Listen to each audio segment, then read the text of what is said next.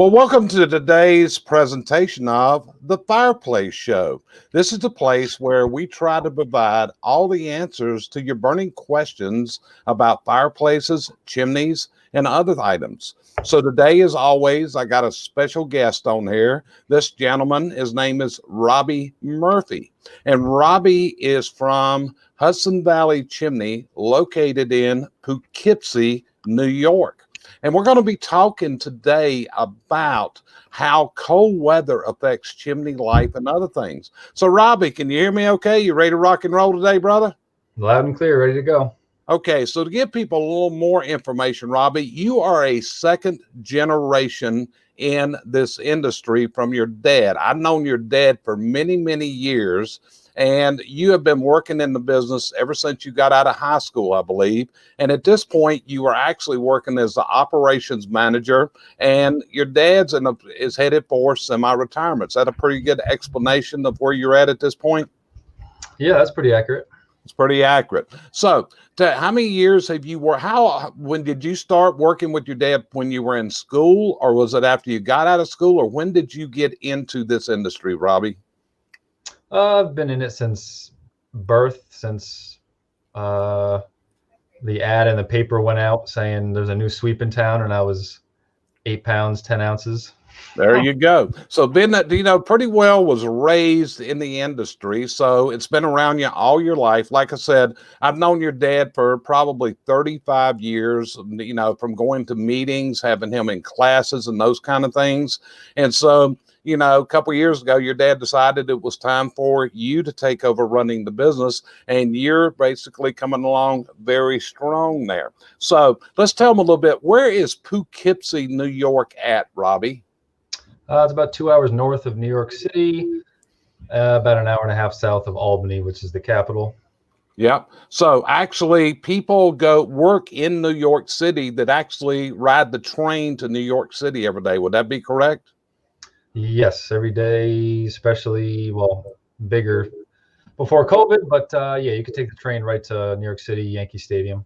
Well, good. Well, I see one of your employees, Larry, just said hi, so he's listening to us today. So, Larry, appreciate you being on here with us today.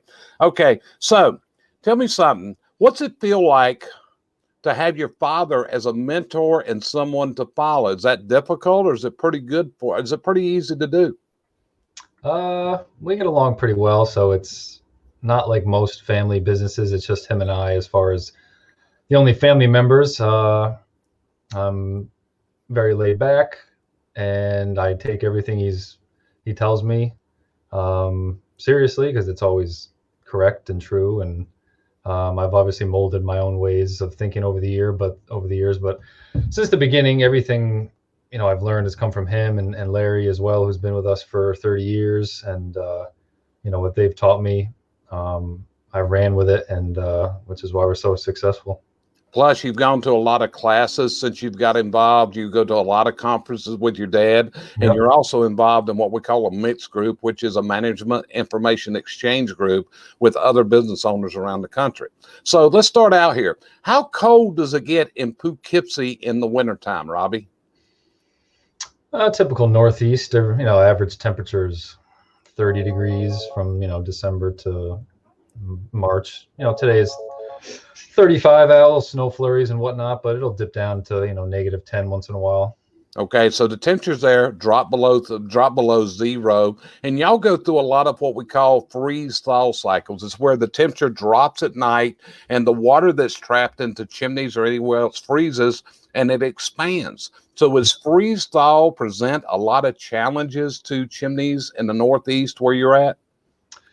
Tons of challenges, and also tons of opportunity for us, obviously, because we just are able to sit back and watch the chimneys fall apart to an extent. And we have a lot of oil furnaces up here as well, which kill the chimneys, which is obviously a gold mine for us. But yeah, freeze thaw every year happens. One year we'll go to someone's chimney, and then a year or two later it looks completely different, or they're wondering why, what happened so rapidly. And we can obviously explain with pictures that the small crack led to something much larger.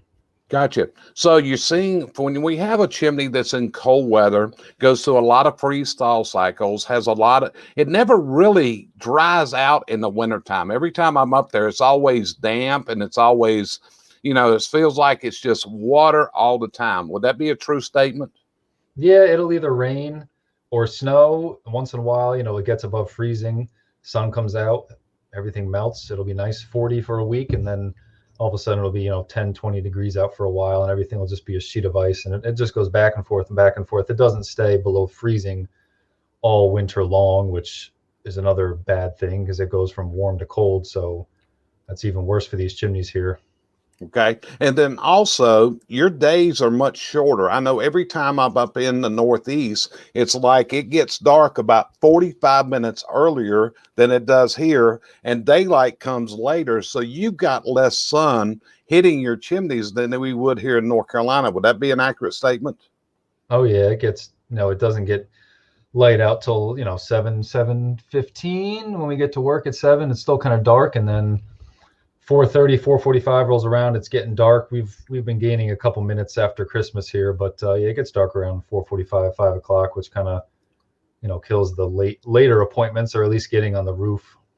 Right. So right now you're getting dark about 5 o'clock versus where I'm at in Charlotte. It's about 5:45 now when we see what I call dusk coming in here. Because I know I've been riding down the New York Thruway and it'd be like 4:30 in the afternoon. In the wintertime, it's like, my God, it's already dark up here right now. And that's a big culture shock when I travel up there like that. So tell me, you're talking about you're seeing cracking on exterior chimneys. Tell me about some of the damages that chimney sweeps find on masonry chimneys in these colder climates, Robby.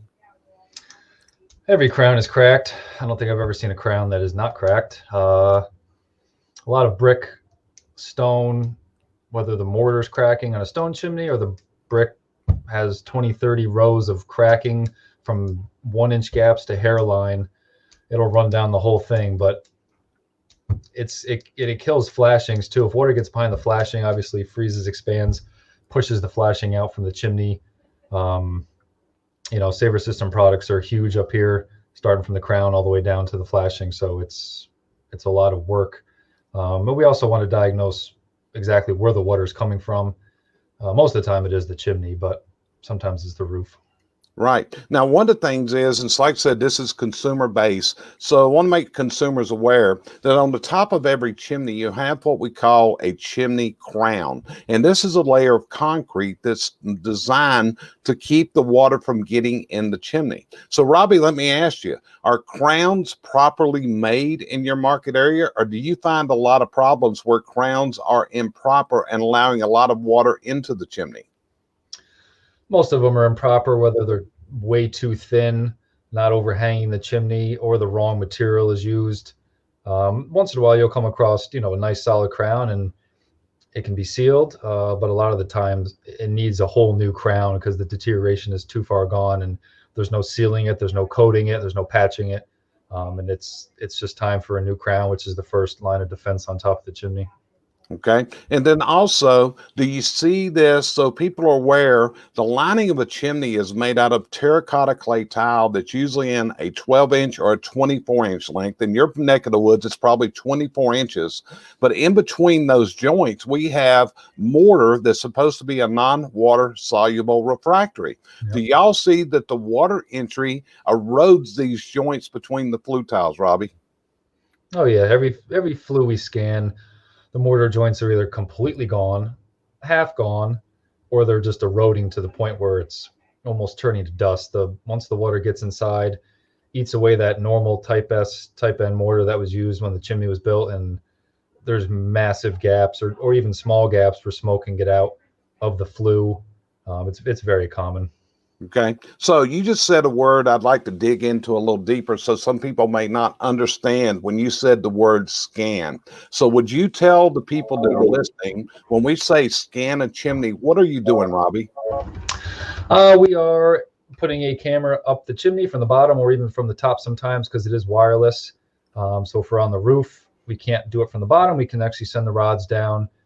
We actually use our cell phone, which is pretty awesome. Pop the phone right into the case, put the rods onto the case, and we put the camera inside of the chimney, rotate as we go up or down, and we're looking for cracks, gaps, holes in the flue, any deterioration that may be visible to the camera that's not visible actually to the naked eye, because looking up and down a chimney, usually it looks okay, but then you put the camera in and it's a whole nother story. Okay, so when you find the mortar is missing between the flue tiles, this is a problem because it can allow the acids and to leak out of the flue lining. So when you find that the mortar is missing between the flue tiles, Robby, what do you do? What's the repair for this when you run into this? The goal is to keep the flue as large as possible, to keep draft as high as possible. So we'll either install a stainless steel liner, if it's right for the appliance, or we will use a product called Heat Shield, which is in layman's terms, a cement sleeve that gets applied to the flue tiles, filling any cracks, gaps, or holes in the flue, so smoke and the byproducts of combustion cannot get out of the flue and possibly into your home. Gotcha. Now, another thing y'all run into there is y'all have a lot of what we're going to call heatilator or heat form or steel fireboxes. And the reason you have so many, these were invented and brought out in Syracuse, New York back in 1926 by a company called the Chemical Toilet Company that later became the Heatilator Corporation. So y'all have a lot of steel fireboxes there. And do you find a lot of these are deteriorated and in need of replacements? Yes, 95% of them are rotting away. They are anywhere from 30 to 80 years old. If there's no rain cap on top of the chimney, the water obviously is going to come down inside of your flue and it lands on your metal firebox, which then erodes from the moisture, develops holes, big gaps. You can stick your fingers right through. It's pretty incredible, some of the deterioration we find once we remove these fireboxes and get them out of your fireplace in your home and put a new fireplace in. Gotcha. So when you're doing this and you're talking about something to the layman may found rather destructive, and then your minds, if you're listening to us, you may think we're tearing the walls off in front of your fireplace. But actually, Robby, y'all cut that fireplace out from inside and don't disturb the face most of the time. Am I correct in that? Can you tell them a little bit about how y'all remove these fireboxes? Yep. You're facing on your front, the beautiful part of your fireplace that you see, brick, stone, stays in place. And then we use a plasma cutter to torch out the metal of your fireplace on the inside. And during this process, there's a large fan on top of the chimney that's sucking all the smoke out so that no smoke or dust comes into your home. And then the metal fireplace gets removed. And then we do install a new refractory masonry firebox, which has a lifetime warranty and will last forever. Yeah, the product you're using, I believe, is marked as a Bell's Fire. Is that correct? Yep, Bellfire fireplace. We call it a fireplace restoration. We're giving your entire chimney fireplace new guts while leaving, the outer layer of skin on, to put it in layman's terms. Gotcha. And this, do you usually line the chimney for this also? Yeah, the benefit to a Bellfire is that you can use a smaller flue, which is great. So you don't have to knock flue tiles out most of the time. You can put a sleeve right down inside of the chimney, connect it to the top of the dome or smoke chamber upside down funnel, which is connected to the top of your fireplace. So from the minute you light the fire with your fire starters, the smoke goes right up out the liner to the top of the chimney. Nothing gets out, and it's super, super efficient. And it's all insulated as well. So you're getting way more heat and less pollution into the air using a system like this.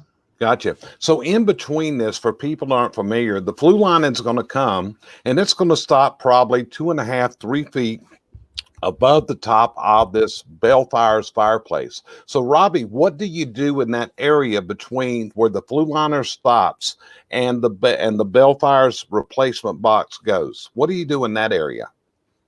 That is your upside down funnel, so to speak. That's your smoke chamber. So Bellfire actually produces a custom stainless steel dome that gets bolted right on top of the Bellfire, which is the best for draft and efficiency.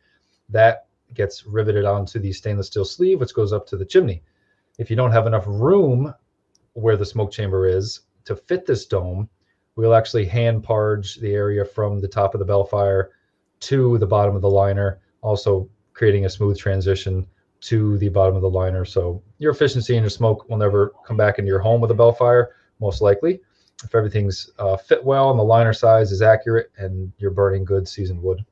Okay, so what we got here is we got a system that may be a masonry product in between, or it may be a stainless steel dome going into there, and that's a decision that the installer is going to have to make. Either one of these is going to be very good. Now, a gentleman's asked a question: how efficient is a bell fire? This is one of our listeners, Robby.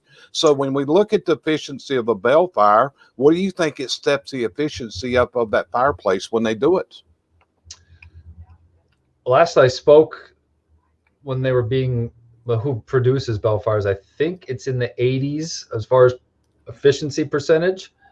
I tell people, your fireplace, here's 0.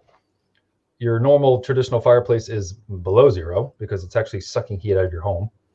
A bell fire is here, and a wood stove with a closed door is the top.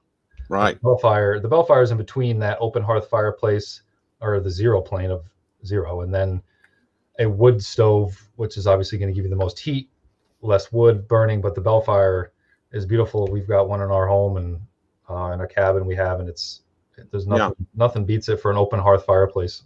Yeah, and there's a couple different brands on the market. A bell fire is actually designed on what we call the Rosin design, Rosin. And Rosin is a researcher that designed the particular way that the smoke is flowed. But I can tell you, between that and there's another one called the Aaron's Fire, and there's also one that one of your suppliers is coming out in the next couple of weeks from Heat Shield. So this is getting to be a really big thing of replacing these fireplaces. And the neat thing is, if your steel firebox is eroded, rusted out, I think one of the things that amazes me about your dad, because I asked Bill, that's your dad's name, I said, Bill, how long does it take you to remove a steel firebox? And Bill said, usually I can get it out in about 3 hours. It's kind of like by 11 a.m. So is that a true statement from your dad, or is he pulling my leg on that? No, from the time we get in, pull in the driveway, the heatilator should be out by noon. So if we get there at 8:39, the heatilator should be out by noon. There's 3 men on the job. The 2 other gentlemen are getting everything ready from the dome, the liner, putting the damper together, the grate together, everything. So by the time we're done, it's usually anywhere between 4 to 6 p.m. We're completely finished. New firebox, new smoke chamber, new liner, new damper, new grate. So this is a one-day job. Can the customer use the fireplace that night, or do they need to let it sit a while to cure or season or anything, Robby? If we use the stainless steel dome, you can use it right away. Sometimes we'll start a fire. If we use, chamber coat on the smoke chamber, we'll usually let it sit for a day and then tell them just to start a small fire. Okay. So again, we're back to, we want to make sure that after you've done these repairs, that these are going to hold up for a number of years. So what steps do you take in that repair of this or a relining that this customer's not going to have future problems from water entry coming in? Good question, because if the outside of your chimney is in terrible shape, we're not going to waste your money, our time, putting a bell fire, a wood insert or a pellet insert, anything inside of your fireplace if you have got major deterioration on the outside. So that's got to get dealt with first, whether it's a complete tear down, rebuild, repointing, crown coat, waterproof flash seal, oversized cap, whatever it is. If all those areas on the outside of the chimney are in good shape and you don't have a major water issue, then we can feel confident that the investment that you're making as a homeowner is going to be protected for a very long time. Right, but that's one of the things you're doing. You're taking these steps to make sure that these repairs last a long time. Would that be correct? Yeah, I don't want to have to return to your home to fix an issue, which is rare, especially if it's something that we could have prevented or at least let you know from the beginning when we first do our initial inspection. Yeah. So after you do a repair, is a customer done, or should the customer have the chimney inspected annually, Robby? As we all know, or there's people that don't, NFPA requires, a yearly inspection, but we get everybody on a forward book schedule yearly or bi-yearly. If you're going to burn less than a quart of wood a year, we usually do it every other year. If you're going to burn over a quart of wood, we'll get you done every spring. April, May, June is the best time, to get your chimney cleaned, in our opinion, get the creosote out of your system. Especially it does get, it's not like the South here. It doesn't get crazy hot, but it gets hot, it gets humid, and humidity equals stinky chimneys. Yeah, I got you covered. So you have a stinky chimney issue there sometimes in the summertime like we do in the South. Yeah. Okay, Yep. so here's the next thing. Does it ever get too cold that y'all cannot do repairs like this, Robby? Like this, no, we just can't do masonry work. We do everything else, heat shield, chase covers, bell fires, relining systems. We just can't do exterior masonry work. Okay, so basically y'all work year round. So this is not a business that says, hey, we lay people off in January through March. Would that be correct? Nope, we try our best not to, and we really haven't in a long time. Okay, so Robby, one of the challenges today is it's really hard to hire someone that's experienced in doing the type of work that you do. Would that be correct? Correct. So when you hire people, what's your training process? How do you train new people where they become effective and efficient members of your team? What's your training like there? It all starts with, even before the person's hired, getting them on, CVC platform, getting their login, showing them around, showing them how to use that, because it is super important that they even get a little bit of knowledge on what a chimney is, why is it supposed to do what it's supposed to do, before they even step foot in here. A lot of our training is obviously hands-on in the blue-collar industry. These guys don't want to sit in front of a computer screen, myself included, but it is part of our training and it is required. So once the guys are on the platform, the videos are issued to them. They'll go through them week by week in a certain order, starting, with, the greenhorn coming in who knows nothing, and then working their way up. But most of the training is hands-on in the truck. That's, as we all know, is probably the best ways for somebody to learn. Got you covered. And then one of the things that you do, Robby, in training people is you have company meetings where you actually do facilitated training, where you may have your whole workforce sit there and you're facilitating a recorded training that may be on our online platform, and then you facilitate that. Can you tell people what it means to facilitate a virtual training? Whether it's pre-recorded videos, and I'm stopping the video every 3 or 4 minutes to go over with the guys and girls, what did you just say? What did the gentleman presenting or the lady presenting the video say? Did we all understand this? If not, raise your hand, we'll go over it. Sometimes, whether you do a live presentation, we're all sitting there and we hit the pause button or put our hand up and say, Jerry, can you explain that for the new guys here, even myself included? Sometimes, you forget stuff, but it's nice to actually go over with this information with the guys, make sure they understand it, throw a little quiz out once in a while, ask some questions, really get into their brain and make sure that they're, the knowledge that we're trying to give to them, they're getting into their head. And, we can tell usually, obviously in the first few weeks, if someone, is going to fit in. It's usually everybody fits in, but if it's something that they really think they want to turn into a career or not. Right. Well, it's like I flashed Larry's name back up. Larry's been working for y'all 30 years. Is that correct? Yeah, I think I'm 28, so just almost 30 years now. Yeah. Yeah. So you don't ever remember a time he didn't work for your dad. But here's the whole thing. I know that sometimes on Sunday, I will see Larry with 30 years experience. All of a sudden, he flashes up that he just completed a course on our platform, which is really remarkable. Now, it's not going to happen when a NASCAR race is on because he's going to be watching his NASCAR. But Larry, I want to point out that you're really coming alive with this, with the training. So do you believe in certification for your guys? Yep. After 6 months of being here continuously, we do open it up to become certified, that we do pay for. Some guys are super go-getters. They want to pay for it before 6 months. We'll reimburse them. Great. Also, more power to you. but certification is a requirement here, unless you're just going to mix, cement for the rest of your time, which is pretty much nobody we want here, just mixing cement. We want to pay people more. We want to give them a good life, good career, and great opportunities for them and their family. And does start with, and part of the process is becoming certified, because everybody here, is required to be, a certified technician. Yeah. So appreciate that, Frank. We're trying to do it. Frank said our audios and our visuals are looking good. So, hey, I appreciate that, Frank. So, Robby, let me ask you this. We're hearing a lot of people are on unemployment. We're hearing they can't find jobs. Is there openings at Hudson Valley for people, and are you willing to put them through a paid training program there at Hudson Valley? Oh, yeah. There's always opportunities here. We're always ready to grow. We're an extremely busy business, and training is always on-site, paid in our training room that we recently built, paid during the hours of operation.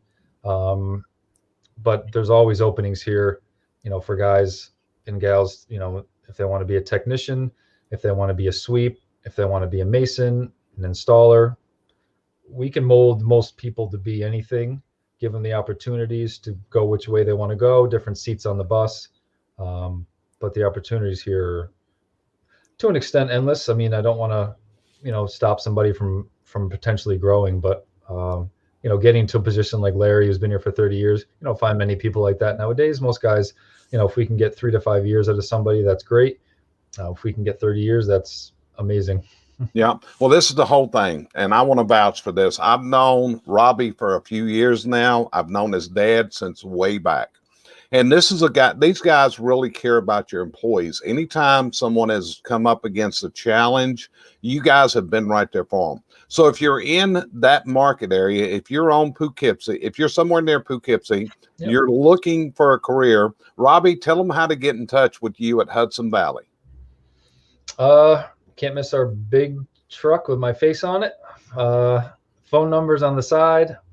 You could always shoot me an email. rmurphy@hudsonvalleychimney.com is the best way. It goes right to my phone, and I'm on my phone all day emailing people, so that's the best way. But our website as well, hudsonvalleychimney.com.